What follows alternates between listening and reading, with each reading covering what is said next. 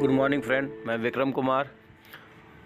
आज मैं आप लोगों के सामने कुछ नया टेक्निक, कुछ नई रणनीति लेके आया हूँ।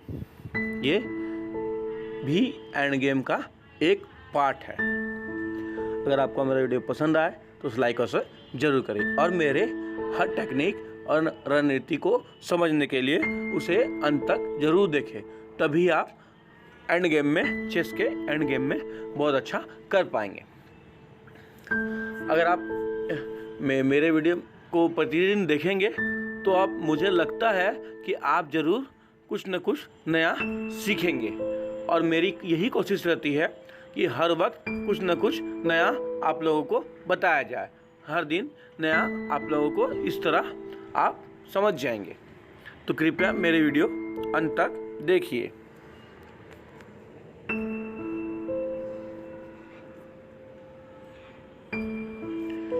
देखिए, आज जो मैं आपको रणनीति बताने वाला हूँ, आज जो टेक्निक बताने वाला हूँ, वो टेक्निक ये है। पहले मैं आपको समझाता हूँ। यहाँ ब्लैक टू प्ले है, मतलब ब्लैक मोहरे से खेला जाएगा। वाइट, ब्लैक के पास कुछ एक्स्ट्रा पॉन है, मतलब ब्लैक के पास 5 पॉन है और व्हाइट के पास 4 पॉन। हाँ, और क्या बात है कि यहाँ अगर व्हाइट टू प्ले रहता और व्हाइट टू प्ले रहता तो क्या होता, और ब्लैक टू प्ले है तो क्या होगा। ये आप वीडियो पॉज करके थोड़ा सोचिए, फिर मैं आपको वो टेक्निक बताऊंगा जिससे कि इसमें जीत हासिल होगी। किसकी जीत होगी ये भी आपको सोचना है। तो मैं यहाँ कहता हूँ यहाँ पे ब्लैक की जीत होगी। तो क्या ये संभव है? क्या ये हो सकता है? होगा तो फिर कैसे होगा? ये सारी बातों को थोड़ी देर सोचिए। देखिए, ये संभव है। और आज मैं आपको पीस का सैक्रिफाइस करके आप कैसे एक इक्वल पोजीशन रहता है, या फिर आप प्लस पे हैं तब भी आपको जीतने में थोड़ी तकलीफ है, या फिर थोड़ी कठिनाई है, तो उसको पूरा सुनिश्चित कर ले कि आपको इसके बाद आपको जीत संभव है। कुछ चीज का सैक्रिफाइस करके आप अगर सफलता को पा लेते हैं तो ये बहुत बड़ी बात होती है। और वो मैं वही बात आज आपको बता रहा हूँ कि कैसे आप एक मोहरे का सैक्रिफाइस करके, जैसे कि यहाँ पे 2 घोड़ा व्हाइट का भी है और नाइट और ब्लैक का भी है। तो ब्लैक अपने कैसे एक मोहरे का बलिदान करके जीत को सुनिश्चित कर लेगा और आसान कर लेगा।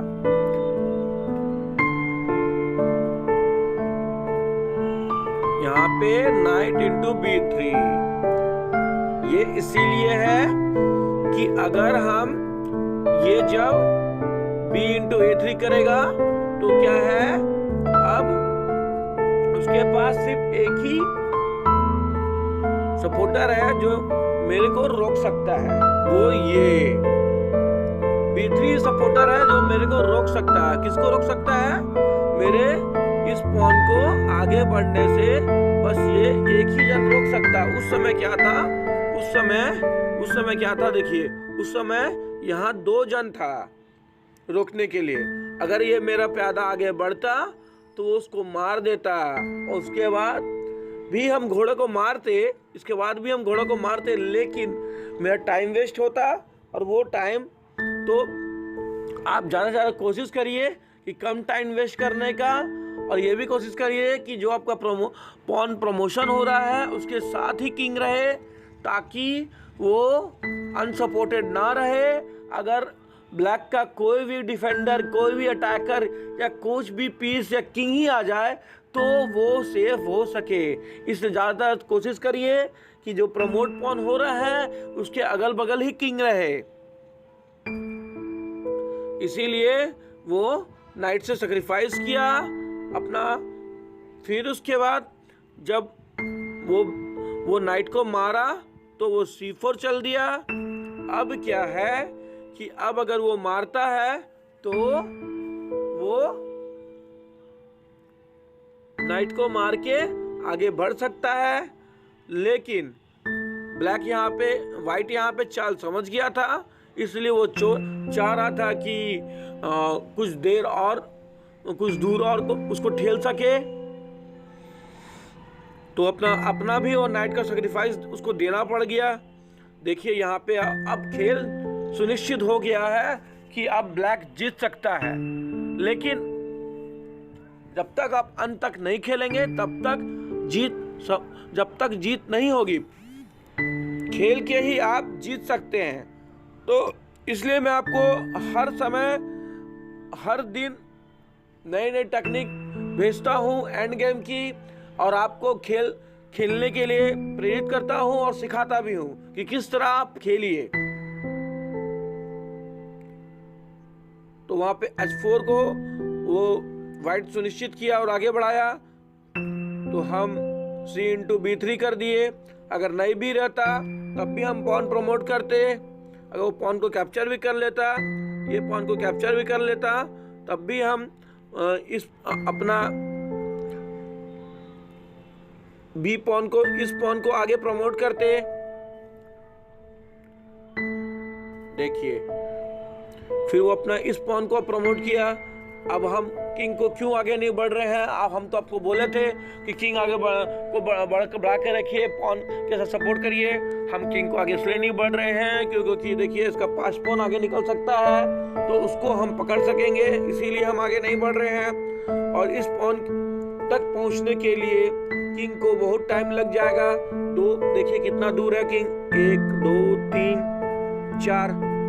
4 मूव दूर है, तो ये यहाँ तक नहीं पहुंच पाएगा और मेरा यहाँ पे एक ही मूव में क्वीन बन जाएगा। तो देखिए बन गया, तो अब यहाँ क्वीन ये बन गया। तो अब क्या करना है? कुछ सिंपली नहीं करना है, हमको कोशिश करना है और एक क्वीन बनाने का, क्योंकि हम बहुत आसानी से जीतना चाहते हैं। उसको चेक नहीं देना, उसको डिस्टर्ब नहीं करना है, हमको अपना क्वीन बनाना है और ये भी देखना है कि उसका क्वीन भी ना बने। तो उसके लिए क्या करना है? जब वो आगे बढ़ा रहा है तो हम भी आगे बढ़ा सकते हैं। क्योंकि क्वीन इसको पकड़ सकता है, यहाँ से पकड़ सकता है, यहाँ से पकड़ सकता है, कहीं से भी पकड़ सकता है। इसीलिए वो जानता था ये बात, तो इसलिए वो किंग F3 कर दिया। हम और प्रमोट कर सकते हैं क्योंकि हम यहाँ से पकड़ के इसको चेक देख करके मार सकते हैं, इसीलिए, और यहाँ से ही पकड़ सकते हैं, इसीलिए वो इस जगह पे आ गया। तो देखिए इस जगह पे आ गया, तब भी क्या हुआ? तो क्वीन बहुत ज़्यादा स्ट्रांग होती है, तो वो अपना स्ट्रांगनेस का फ़ायदा उठाई और उसके बाद क्वीन E4 रख दी। यहाँ पे E4 ये भी इसलिए भी रख दी क्योंकि जगह छोड़ी है और एक क्वीन बनाने के लिए, ताकि हम 2 क्वीन बना के इसको आसानी से मेट कर पाएंगे, क्योंकि अकेला क्वीन मेट नहीं कर सकता है किंग को। इसीलिए वो बात समझ करके किंग G3 कर दिया।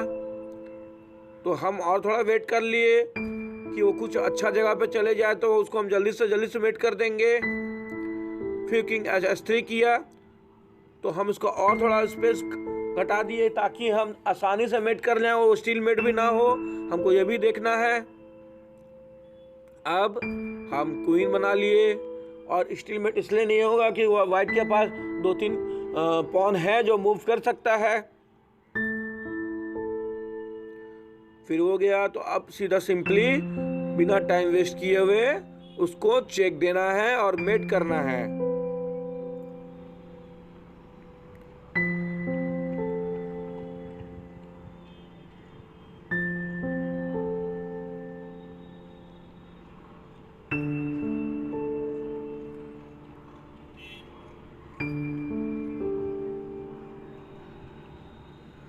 उससे अच्छा ये मूव था कि इसी जगह पे ऐसे करके मेट, क्वीन H1 करके मेट कर सकते हैं। अगर आपको मेरा वीडियो पसंद आए, मेरी टेक्निक समझ में आए, अगर आपको पसंद आ रही है तो उसे लाइक और शेयर कीजिए और मुझे कमेंट करिए, और मेरे वीडियो को ज़्यादा देर देख के समझिए। धन्यवाद।